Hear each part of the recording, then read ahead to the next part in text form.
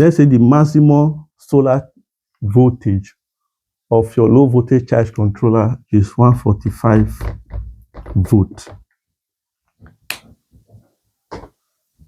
Of course, the VMP will be lower than this. So if you connect, let's say for instance, your VMP is also what?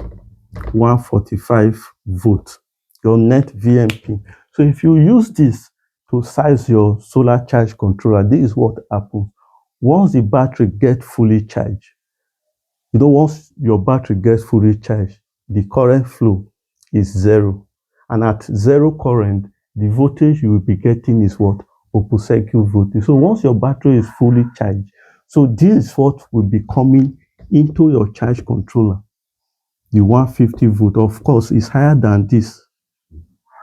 So definitely it will destroy your charge controller.